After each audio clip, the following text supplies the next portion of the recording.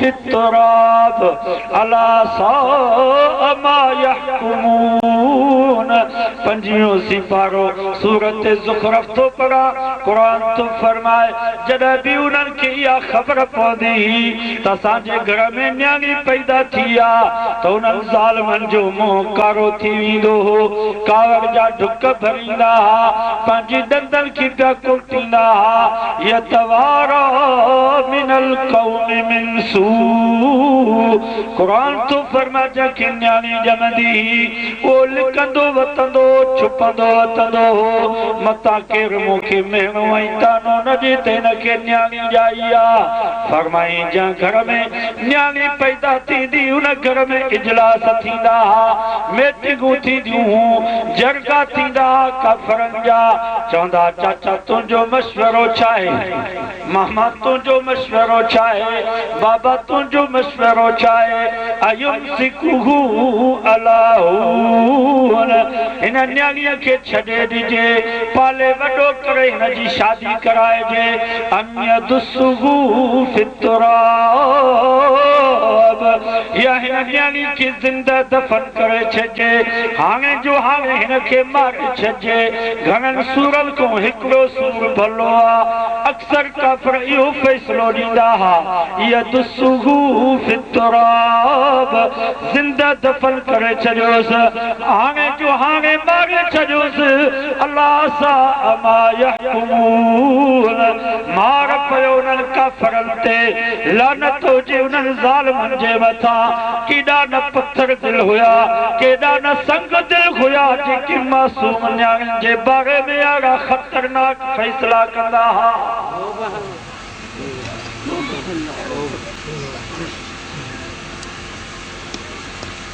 अॼु बि फ़ैसिला पिया थियनि, अॼु बि जरगा पिया थियनि। अल्लाह वॾेरा तुंहिंजो मशवरो छा आहे, सरदार साहिब तुंहिंजो मशवरो छा आहे। न्याणीअ खे मारियोसीं या तो वटि अमानत रखो।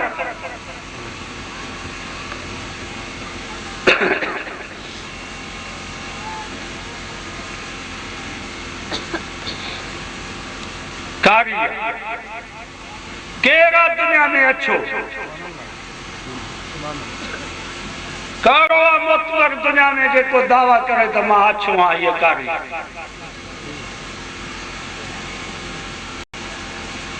हाँ पहिरें नंबर ते असां पंहिंजी न्याणी खे, पंहिंजी भेण खे, पंहिंजी घरवारी खे शरई पर्दो ॾियूं। घर जूं जेके बि ज़रूरियात, घर जूं जेके बि घुरिजूं हुजनि उहे सभु घर में पूरियूं कजनि। ॿिए नंबर ते गैर मर्द खे असांजे घर में अचण जी इजाज़त न हुजे, भली सौट हुजे, मासात हुजे, मारोट हुजे, पुफाट हुजे। टे नंबर ते असांजे घर में मौसीक़ी राग टामन ऐं फिल्मुनि वारो माहौल न हुजे। उन खां बाद जेकॾहिं असांजी न्याणी, असांजी भेण, असांजी घरवारी दरवाज़े खां ॿाहिरि निकिरी करे केॾे तके त पोइ तूं गोली हमीज़ी आहे, गैरत आहे। पर जेकॾहिं शरई पर्दो लभे ई न, गाह बि औरतूं कनि, लाबारा बि औरतूं कनि, सारनि जो रोंबो बि औरतूं कनि, कमंद जी कटाई बि मायूं कनि, वोड़नि जो चुंडो बि औरतूं कनि, बोअ जी भरी, पलाल जी भरी, काठियुनि जी भरी बि माई खणी अचे। ही सॼो ॾींहुं होटल ते ड्रामा ऐं फिल्मूं पियो थो ॾिसे, ड्राग थो हणे त मुंहिंजी माई वॾी कमाईंदड़ आहे। असांजा घर ओताकूं लॻा पिया आहिनि, सॼो ॾींहुं घर में धारिया मर्द मायुनि जे विच में वेठा आहिनि। असांजे घर में सॼो ॾींहुं मौसीक़ी राग ड्रामनि ऐं फिल्मुनि वारो माहौल। इंडिया ऐं पाकिस्तान जा सभु अदाकार अदाकाराऊं, फनकाराऊं टेलीविज़न जे शीशे में असांजे घर में वेठा आहिनि। उते गैरत न आई, असांजी न्याणी बिना पर्दे जे चुमची वारे सां, टांगे वारे सां स्कूल ऐं कॉलेज पई वञे, हितां बिना पर्दे जे यूनिवर्सिटी जाम शोरो पई वञे, बिना पर्दे जे अकेली लतीफ़ यूनिवर्सिटी ख़ैरपुर पई वञे, उते धारा मर्द पिया हिन खे पढ़ाइण, धारनि गैर मर्दनि छोकिरनि सां क्लास में वेठी पार्कनि में पकोड़ा पई खाए। उन वक़्त में हिन खे गैरत न पई अचे ऐं हाणे थी हिन खे गैरत अचे, तंहिंजे करे पहिरें नंबर ते गोली जो हक़दार घर जो इहो मालिक आहे जंहिं इहो माहौल बनायो आहे। आया ग़लति? पहिरें नंबर ते दांगी पंहिंजे मुंहं ते मले, पोइ हुनजे मुंहं ते दांगी मले। पहिरें नंबर ते गोली जो हक़दार इहो आहे, पोइ हुनखे गोली हणिजे।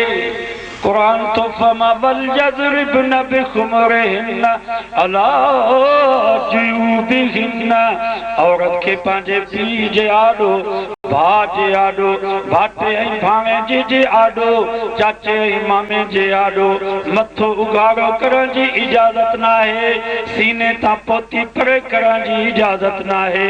इहो पर्दो औरत खे पीउ खां बि करिणो आहे, भाउ खां, भाटे भाणे जे खां, चाचे ऐं मामे खां बि करिणो आहे। ओ मुस्लमानो कुझु सोचो त सही, ओ मुंहिंजी अदड़ी मुंहिंजी भेण, तूं बि कुझु गौर ऐं फिक्र कर। जॾहिं तोखे पीउ जे आॾो, भाउ जे आॾो, भाटे ऐं भाणे जे आॾो, चाचे ऐं मामे जे आॾो मथो उघाड़ो करण जी इजाज़त न आहे, सीने तां पोती परे करण जी इजाज़त न आहे, त पोइ सौट मासात मारोट पुफाट गैर मर्द जी आॾो मथो उघाड़ो करे घुमण जी तोखे कंहिं इजाज़त ॾिनी आहे? अॼु ज़ुल्म त असां सां इहो थियो जो न्याणी मथो उघाड़ो करे मर्दनि जे विच में नाच पई करे। पीउ ॾिसे पियो त पीउ खे गैरत न पई अचे, भेण मथो उघाड़ो करे मर्दनि जे विच में नाच पई करे। भाउ ॾिसे थो त भाउ खे गैरत नथी अचे, घरवारी मथो उघाड़ो करे मर्दनि जे विच में नाच पई करे। मुड़ुस ॾिसे पियो मुड़ुस खे गैरत न पई अचे। अॼु नचण वारी न्याणिया त नचाइण वारो अबो आहे, नचण वारी भेण त नचाइण वारो भाउ आहे। अॼु नचण वारी बि मुस्लमान त नचाइण वारा बि मुस्लमान।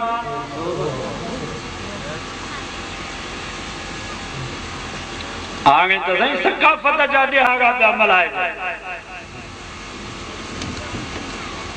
ओॾो अली काज़ी वलर औरतुनि जो खणी पियो थो घुमे, हेॾो इमरान ख़ान 100 खां वधीक मायूं खणी पियो थो घुमे।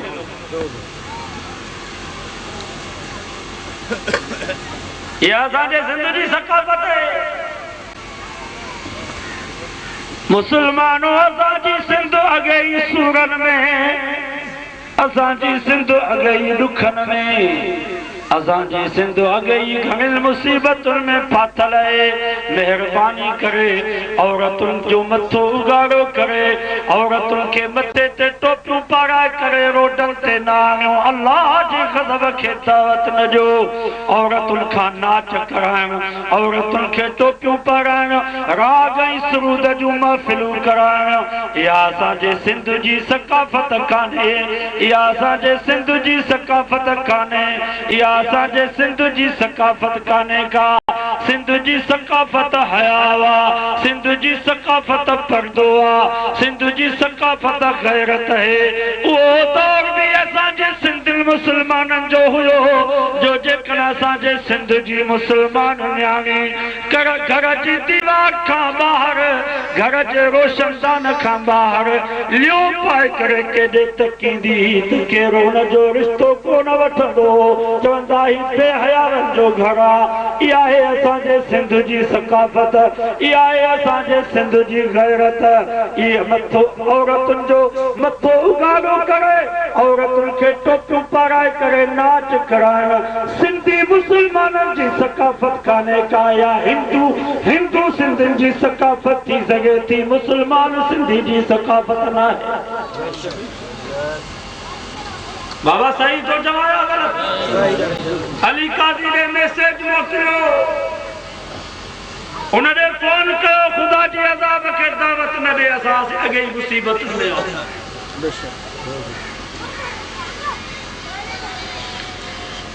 सिंधियुनि जी सकाफ़त गैरत है, सिंधियुनि जी सकाफ़त हया। मुसलमान सिंधियुनि जी सकाफ़त पर्दो।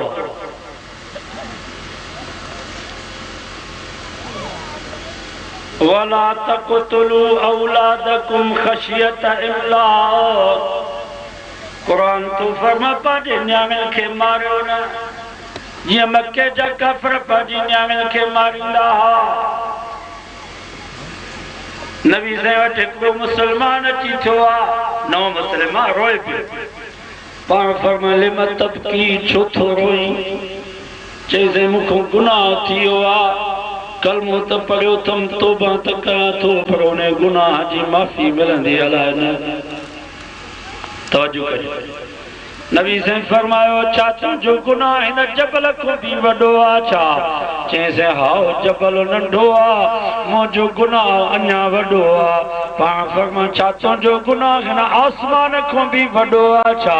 चईं हाओ आसमान नंढो आहे, मुंहिंजो गुनाह अञा वॾो आहे। नबी साईं फरमा छा तुंहिंजो गुनाह रब खां बि वॾो आहे छा? त रोई ॾिनई न मुंहिंजा साईं, न मुंहिंजा साईं, अल्लाहु अकबर, अल्लाह सब खां वॾो आहे, अल्लाहु अकबर, अल्लाह सब खां वॾो आहे। फरमायो कारो तोखां गुनाह थी वियो आहे। रोए बि पियो, पंहिंजी कारगुज़ारी बि बयान पियो करे। चए पियो से मुंहिंजे घर वारे खे उमेद वारी हुई, मां अचानक सफ़र ते हलियो हुयुसि, तिजारत ऐं वापार जी नीयत सां 6 साल 7 साल मुसलसल ॿाहिरि हुयुसि। जंहिं महिल मां सफ़र खां वापसि मोटियुसि, मुंहिंजे घर में न्याणी ॼमी चुकी हुई, जेका उन वक़्त में डुके डोड़े बि पई, सुञाणे बि पई त ही अबो आहे, अमरा साईं, प्यार बि मूंसां ॾाढो पई करे, मूंखे भाकुर बि पाए पई, पर यतवारा मिनल क़ौम साईं, मां त लिखंदो पियो वतां, मां त छुपंदो पियो वतां, मतां केरु मूंखे मेणो ऐं तानो न ॾे। साईं आख़िर केतिरो लिखां, केतिरो छुपां। हिकु दफ़े पंहिंजे घर वारी खे चवनि न्याणीअ खे संभेलीसि, लटा कपिड़ा बि पाराईंसि, सुरमो बि पाराईंसि, हार सिंगार बि कराईंसि, त मां पंहिंजा मामारा इन न्याणीअ खे घुमाए अचां। साईं मुंहिंजी घर वारी उन मुंहिंजे मासूम न्याणीअ खे संभेलियो, लटा कपिड़ा बि पाराईंसि, सुरमो बि पाराईंसि। मुंहिंजा साईं न्याणी ख़ुशीअ में हुजे त अॼु मां पंहिंजे अबे सां पंहिंजा मामारा पई घुमण वञा। मुंहिंजा साईं मां हुन पंहिंजी न्याणी खे कुल्हे ते खयों, घर जे दरवाज़े खां ॿाहिरि निकितुसि त वरी ॿिए कुल्हे ते कोडर खयां, हिकिड़े कुल्हे ते न्याणी, ॿिए कुल्हे ते कोडर हुई। जबल वारो रस्तो वरितुमि, न्याणी चयो बाबा भुलिजी त कोन पियो आहे, ही त रस्तो मामा वारनि ॾे कोन पियो वञे, पर मुंहिंजा साईं मुंहिंजे दिलि में त दुश्मनी हुई। जबलनि जी हिकिड़ी घाटी में अचे उन न्याणीअ खे लाथुमि, खॾ खोटण शुरू कयमि। साईं जन महिल मां खॾ पियो खोटियां, मुंहिंजे जिस्म खे मिटी पई लॻे। उहा मुंहिंजी न्याणी पंहिंजे पोतीअ जे पलव सां मिटीअ खे छॾे पई, पर पोइ बि मूंखे रहम न आयो। मुंहिंजा साईं मां पघिरजी पियो वञा, मुंहिंजी न्याणी मुंहिंजे पघर खे बि उघे पई, पर पोइ बि मूंखे रहम न आयो। जंहिं महिल खॾ खोटे बसि कयमि, उन न्याणी खे बाहुनि खां पकड़े खॾ में उछलायमि। न्याणी दाहूं कंदी रही, बाबा मां तुंहिंजो ॾोह कहिड़ो कयो आहे, अब्बा ॿीहर मां तुंहिंजे घर में न ईंदसि, अब्बा मां हिते जंगल में पई ज़िंदगी गुज़ारींदसि, अब्बा अम्मा खे बि कोन ॿुधाई, तॾहिं बि मूंखे रहम न आयो। मुंहिंजा साईं मां भारी पत्थर मथां उछलाए करे पंहिंजे न्याणी खे ईअं ज़िंदा पूरे आयुसि। साईं ॾोह त थी वियो आहे, गुनाह त थी वियो आहे, हाणे कलमो पढ़ियो त मैंने गुनाह जी माफ़ी मिलंदी या कान मिलंदी? कॾहिं कॾहिं माण्हू गुनाह करे विझंदो पर पोइ पछताईंदो। 70 जेल में जलसो हुयो, अंदर कैदियुनि खे जीअं तव्हां वेठा हुई, उते कैदियुनि हिकिड़ी दर्दनाक कहाणी ॿुधाई। चयोसीं हिते हिकिड़ो धाड़ेल आयो, राति ॾींहुं रोए पियो, निंड कोन पियो करे। पुछा कईसूं भला निंड छो नथो करे? रोई करे चई असां खैरपुर जे बाईपास खां ॿाहिरि आहियूं, एकली कोच में फुर करण जी ला दाखिल थियासीं को का धागे लके को मोबाइल फुर कई कंजी घड़ी ला तो को पैसा कढियो मां एकली औरत जे मथों आयस उन खे चम त जल्दी कर सोन लाए दे उन माई चयो हाओ अदा मां सोन लाए थी जा मेहरबानी कर हथ मूडे न वधा जिंदगी भर मुंहिंजी जिस्म ते का गैर मर्द जो हथ कोन पियो आ अदा मां सॼो सोन तोखे लाए थी जा मुंहिंजा साथी जो बस खां हेठि लही विया उन माईअ जो सोन लाहण में देर कई त उन धागे लाइ छा कयो जो खीसे मां चाकू कढी करे उन माईअ जे कननि खे वालनि समेत कटे खीसे में विधे माई वेचारी दाऊं कंदी रही चीखू कंदी रही अरे ज़ालिम ही तो छा कयो उन्हनि दोस्तनि ॻाल्हि कईसीं जीअं जो राति जो सुम्हंदो हुयो चए पियो जीअं सुम्हां थो उहा माई मुंहिंजे साम्हूं अची थी वञे रोई करे चए थी ज़ालिम मां तुंहिंजो ॾोह कहिड़ो कयो इन बत्श रब्बिक लशदीद अल्लाह ढर ॾींदो आहे पर रब जी पकड़ तमामु मज़बूत आहे व लहुम इन कैदी मतीन फरमाई हाली तमा ढर ॾींदो हा पर जंहिं महिल कंहिंखे पकड़ियूं त पोइ केर बि जान कोन छॾाए सघंदो उहा माई रोई करे चए पई ज़ालिम तुंहिंजो हिसाब थींदो ख़ुदा जी आॾो तोखे बीहणो आहे तुंहिंजी ख़ुदा जी कोरट में तोखे हिसाब किताब ॾियणो आहे जीअं जो हुनजी अखि बंदि थिए वरी माई साम्हूं अची वञेसि पछाड़ी में हुते के दिन बुधायो जे कुत्तो भौंकू कंदो आहे कुत्ते वांगुरु भौंकू कंदे कंदे मरी वियो ख़ात्मो बि ईमान ते कोन थियो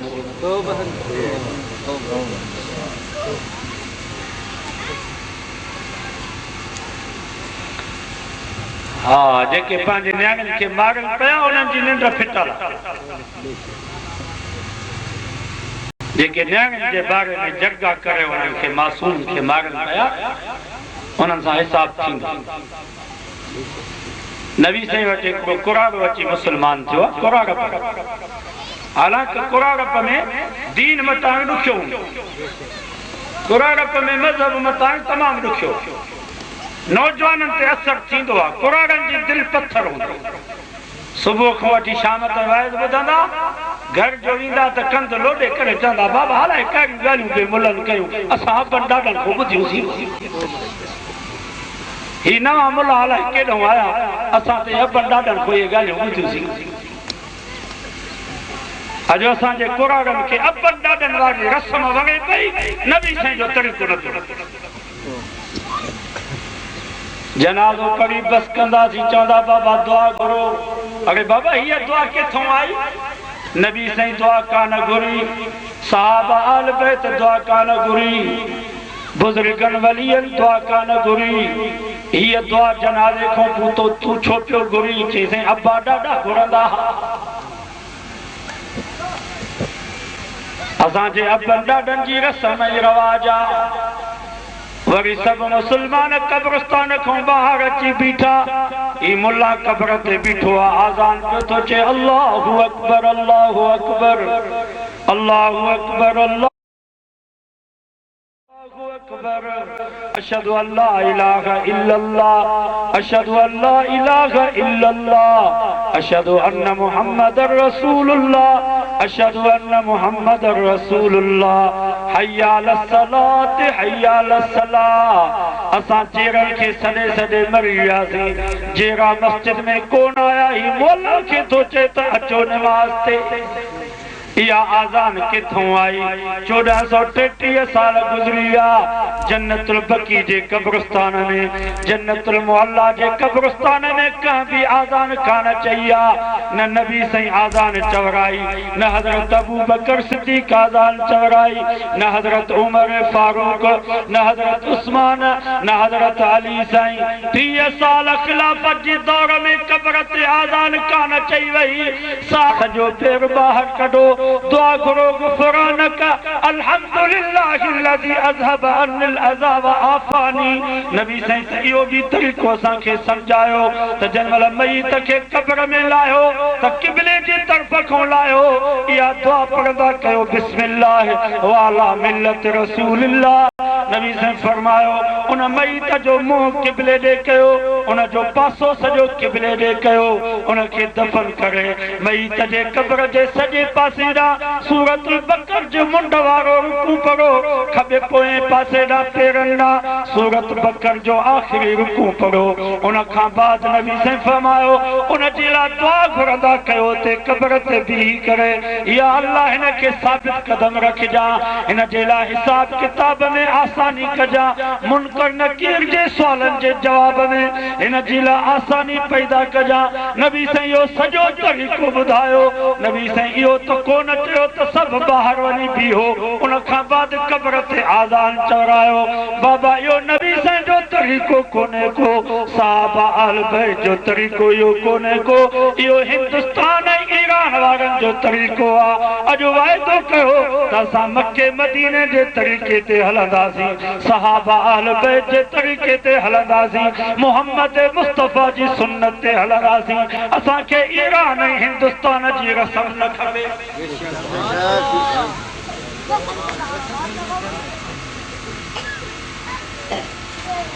तो दुआ कयो रब कुराननि खे सम्झे ॾे। अॼु मां कुराननि खे ख़ुसूसी गुज़ारिश थो कयां त घर पंहिंजे बच्चनि खे चओ त बाबा अॼु जेको कमु कबो त नबी साईं जे सुन्नत जे मुताबिक़ कबो। इंशाअल्लाह जे करे ये कुराना मेहनत कनि त असांजा घर ही सभु सुन्नत जा ताबेदार तो कुरान मुसलमान थियो। पोइ नबी साईं खे चईंसि मां कुफ्र जे ज़माने में कुझु नेकियूं कयूं, भला उन्हनि जो अजर मिलंदो? पाण फरमायूं न, कुफ्र जे ज़माने में भली ज़मीन ऐं आसमान जेतिरी नेकी हुजे उन जो अजर न आहे। ईमान शर्त आहे, ईमान खां सवा का बि नेकी क़बूल कान्हे का। फला नुकीमु लहुम यौमल क़ियामत वज़ना।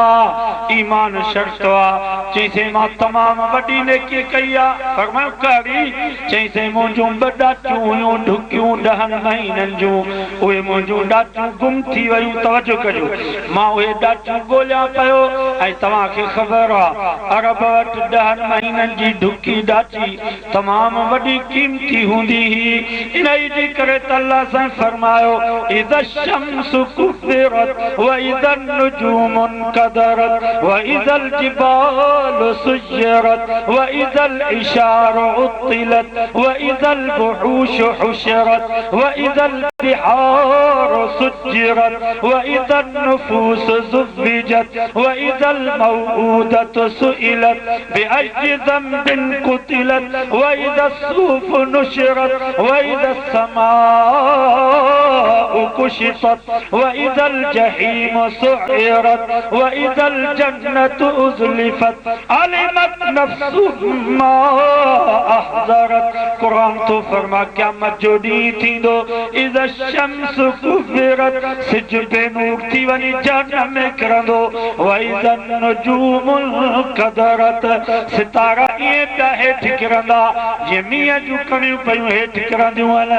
व इज़ा जिबालु सुय्यरत, ही वॾा वॾा जबल ऐं पहाड़ ईअं पिया उॾामंदा जीअं ज़ज़ पई उॾामंदी आहे। व इज़ा इशारु उत्तिलत, क़ुरान तो फरमाए 10 महीननि जी ढुकी ॾाची बि बेमहार छॾी वेंदी, उन जो बि क़यामत जे ॾींहुं कोई मालिक कोन थींदो।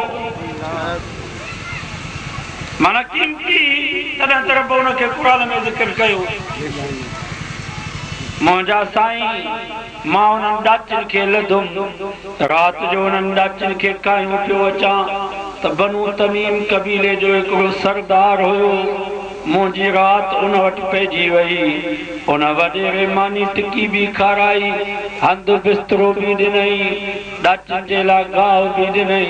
मां ॾाचियुनि खे ॾावण ॿधी बीहारियमि। उन वॾेरे सां कचहरी पियो कयां।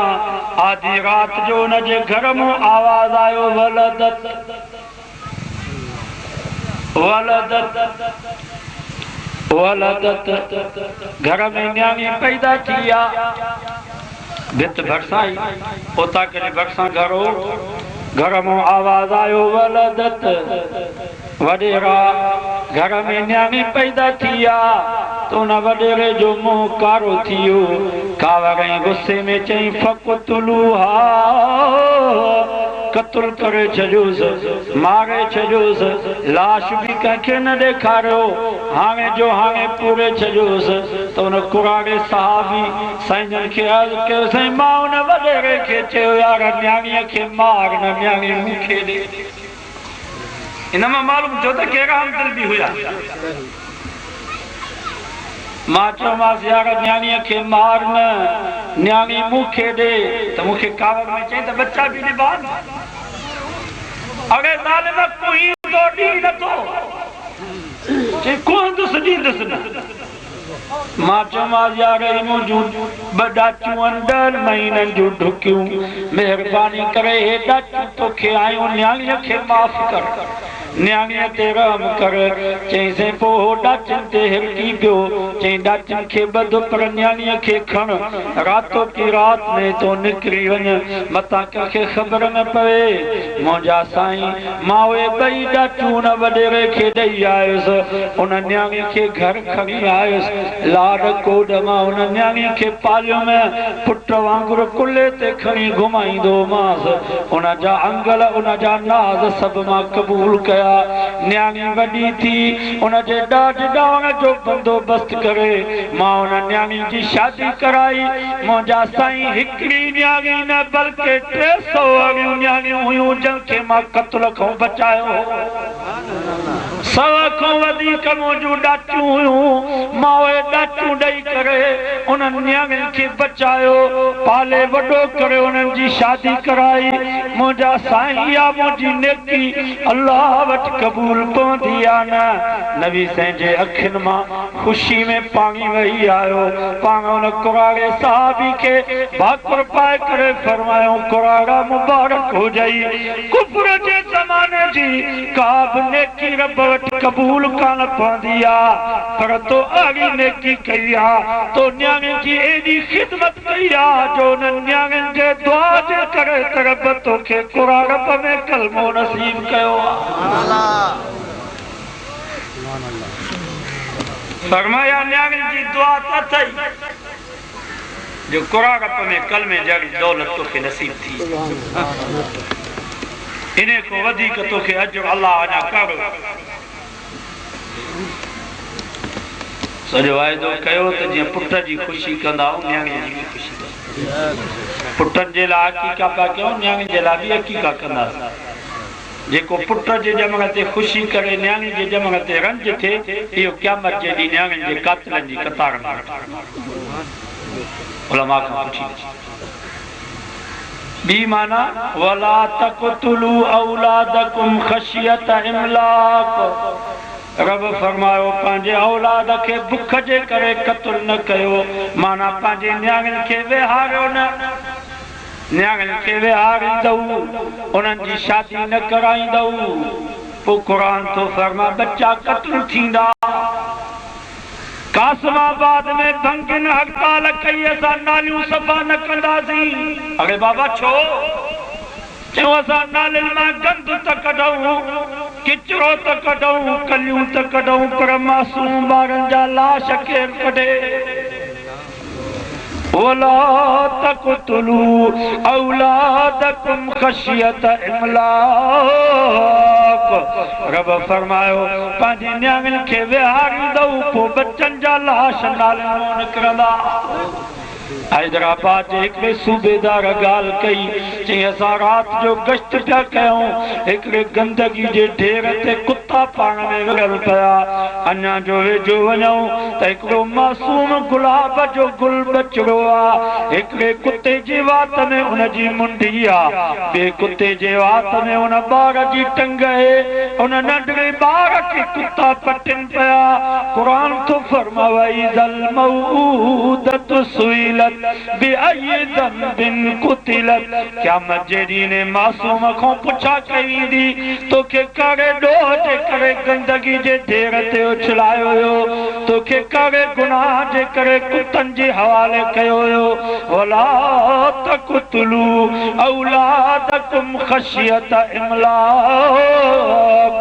क़ुरान तो फरमा न्याणियुनि खे विहारींदो पोइ बचनि जा ईअं लाश निकिरंदा।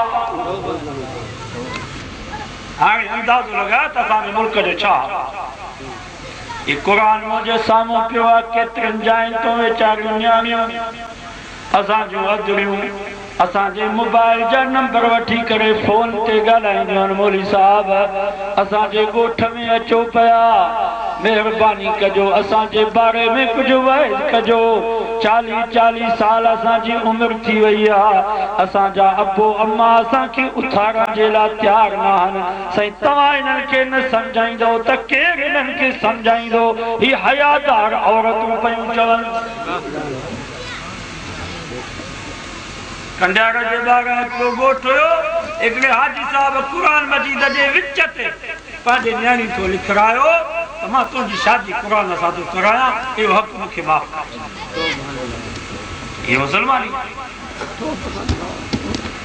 अहिड़े लाड़काणे जे ॿार हिकिड़ो ॻोठ हुयो, मां वाइद करे ॿाहिरि निकितुसि, 2 क़बरूं हुयूं।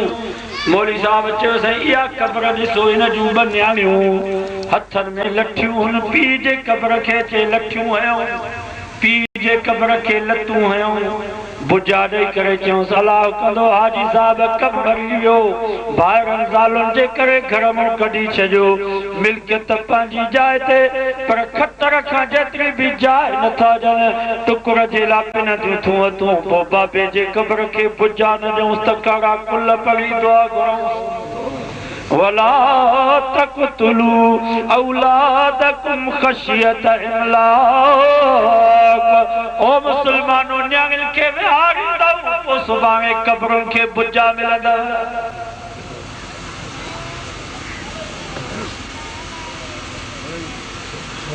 ती माना वला तक़तुलू औलादकुम ख़शियत इमलाक।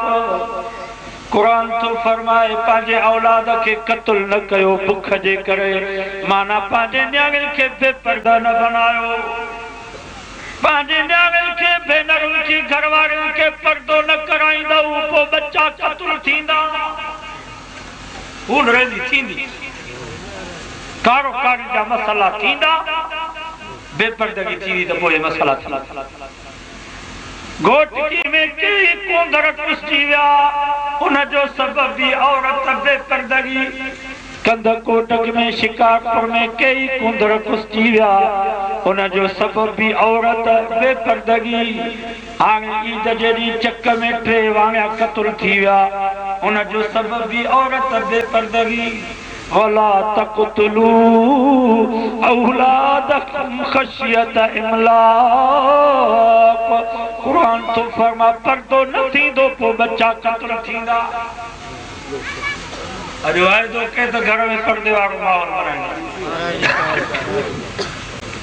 पर पर्दो जोगिन वारो न, शेख न मेमुननि वारो पर्दो न, मग़ज़ न मारनि वारो पर्दो न, चांडन वारो पर्दो न। अॼु वाइदो कयो त घर में पर्दो कराईंदासीं जेको मोहम्मद मुस्तफ़ा पंहिंजे बीबियुनि खे करायो। मोहम्मद मुस्तफ़ा पंहिंजे न्याणियुनि खे पर्दो करायो, सौट मासात खां पर्दो, मारोट पुपाट खां पर्दो, सालीअ खां पर्दो, ॾेर खां पर्दो। इहो पर्दो अथव अलाह जे रसूल जो। हैदराबाद में उहे ग्रेड जो ऑफिसर हुयो, उनजी न्याणी रक्शे में वेंदी ट्यूशन पढ़ण जे लाइ बिना पर्दे जे। उनजो नतीजो इहो निकितो जो 19 ग्रेड जे ऑफिसर जी धीउ उन रक्शे सां ॿार सां भॼी वञी कोर्ट में। उनजो पीउ ऐं मां पेरनि ते पिया आहिनि न्याणीअ जे। पीउ पंहिंजी टोपी लाहे करे पेरनि ते रखियसि, मां पंहिंजी पोती लाहे करे पेरनि ते रखियसि। पुट ही छा पई करे? छा थी वियो तोखे छा असांजो हक़ न आहे छा असां हेॾा इज़त वारा माण्हू ही तूं छा पई करी त उन न्याणी पंहिंजे पीउ जे टोपीअ खे लत हणी पंहिंजी अमर जे पोतीअ खे लत हणी करे चई न तूं मुंहिंजो पीउ आहे न तूं मुंहिंजी अम्मा आहीं सभु कुझु मुंहिंजो ई रक्षे वारो वला तक़तुलू औलादकुम खशियत इमलाक कुरान तो फरमा पर्दो न थींदो पोइ खून रेज़ी थींदी बच्चा मरंदा चौथी माना वला तक़तुलू औलादकुम खशियत इमलाक रब फरमायो पंहिंजे न्याणियुनि खे वरसे खां महरूम न कयो न्याणियुनि खे वरसे खां महरूम कंदऊ इहो बि क़त्ल जे बराबरि ॾोह आहे अॼु कुराड़ो पीउ आहे पेर क़बर में अलाए अॼु मरे अलाए सुभाणे मरे पुटनि खे तो चए वारो कहिड़ो खैरपुर मां को दस्तावेज़ वठी अचो बैंक मां त सॼी मिल्कियत तव्हांखे लिखी ॾियां सुभाणे मतां भेनरूं या उन्हनि जा मुड़ुस या उन्हनि जो औलाद जे पुटनि खे ॿ हिसा ॾिना आहिनि न्याणीअ खे त हिकिड़ो हिसो उहो हिकिड़ो हिसो खसे करे उन्ही पुटनि जे हवाले बाबा जेकॾहिं लिखी था ॾियो त पोइ जेको हिसो न्याणी जो आहे त न्याणी खे बि लिखी नथा लिखी ॾियो त तव्हां ते ॾोह कोन्हे को पोयरनि जेकॾहिं भाइरनि भेनरुनि खे न ॾिनो त उहे कया पिया हूंदा जेकॾहिं पीउ पंहिंजे पुटनि खे मिल्कियत लिखी ॾिनी न्याणी खे हिसो न ॾिनई क़यामत जे ॾींहुं इन केस में जहन्नम में ऊंधो टंगी सॼो वाइदो कयो औलाद जा इहे हक़ पूरा कंदासीं पंहिंजे बचनि खे क़ुर पढ़ायो नमाज़ जी पाबंदी कयो बाबा इज़त क़ुर में था अॼु वाइदो कयो त पंहिंजे बचनि खे क़ुर जी तालीम नमाज़ जी पाबंदी कंदासीं मुंहिंजी चिठी लिखी अथनि करबला जे शहीदनि जे बारे में कुझु ॻाल्हायो टाइम कोन्हे को मुख़्तसर टाइम हुयो हाणे वरी वञूं आहे मूंखे सांग दुआ कयो ख़ैर सां उते पुॼा अलाह ताला हाज़िरी खे क़बूल फरमाए शहीदनि जो छा मक़ाम बयानु कजे हिन जे लाइ को वक़्तु हुजे ओ हज़रत इमाम हसन ओ हज़रत इमाम हुसैन मुख़्तसर फरमायो त क़ुर पाक कब्रिस्तान ते पहिरियों रुकू ऐं पोयों बकर जो पढ़ियो वञे इहो क़ुर पाक में आहे साईं हदीस में